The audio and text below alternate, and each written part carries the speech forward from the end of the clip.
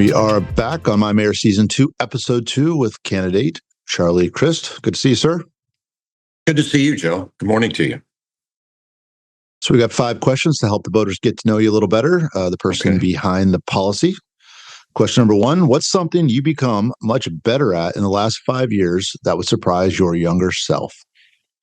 I think I've become more patient, Joe, to be honest with you. You know, with age and experience comes hopefully wisdom. And it's very wise, I think, for us all to try to strive to be more patient than we used to be as younger men and women. And so I would say that would be the thing that I think I've observed the last 5 years.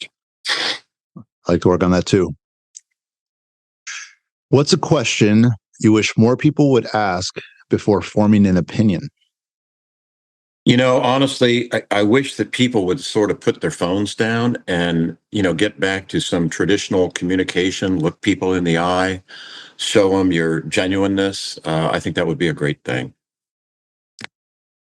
Yeah, and obviously people are overwhelmed with information, and they have to take very small signals, oftentimes signals that come through social media, and try to extrapolate opinions out of it. And what's sort of the trick? Obviously the world has got so much information. How do you decide what to really focus on and dig into, and what to kind of let go of, and how do you walk that line? Take in good information. Listen to people that you believe are smart and honest and genuine, and then try to come to a conclusion that sits well with your soul. That's pretty important. But get good advice from people that you trust and care as much as you do about St. Petersburg. Makes sense. Can you tell me about a time when you realized you were wrong about someone? Well, I would be disingenuous if I didn't mention the current mayor. I voted for him 5 years ago, almost 5 years ago now, and thought it was the right thing to do and endorsed him and campaigned with him. But I'm disappointed and surprised. It looks like we might lose. Probably we'll lose our Major League Baseball team, the Tampa Bay Rays.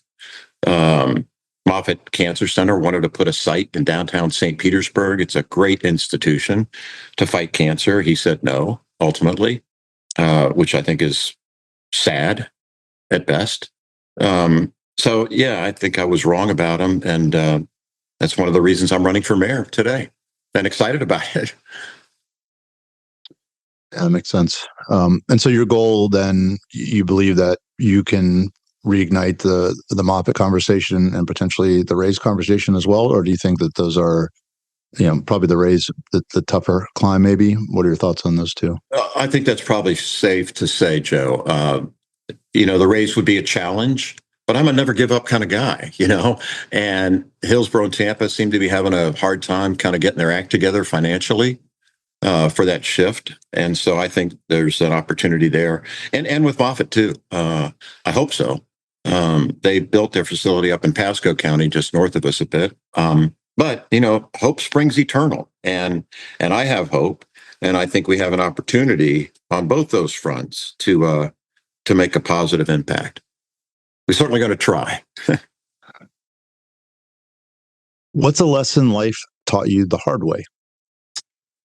Oh, gosh. I think playing football. I played initially linebacker and then later on shifted to quarterback at my high school, St. Pete High School. And it was tough. I mean, football's a tough sport, obviously. And, then I was a walk-on at Wake Forest as a quarterback, made the team, played there for 2 years. But I missed Florida, so I transferred back to FSU in Tallahassee. But football was a tough lesson. It teaches you discipline, sacrifice, teamwork, camaraderie with the team. Not all of it's tough, but a lot of it's pretty tough. Final question. When nobody's asking anything of you and curiosity takes over, what's the rabbit hole you're most likely to disappear into? Well, I wouldn't describe it as a rabbit hole, but I think a lot about God, to be honest with you. And, I don't go to church every Sunday, but I do talk to God every day and pray. is how I do it. And it's very important to me and gives me comfort and strength to know that greater being exists and is looking out for us.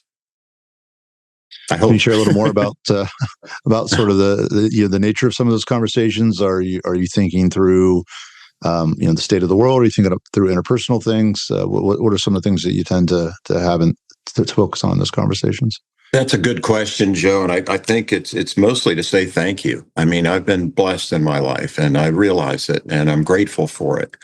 And I'm very grateful to my parents and my family. But I'm extremely grateful to God.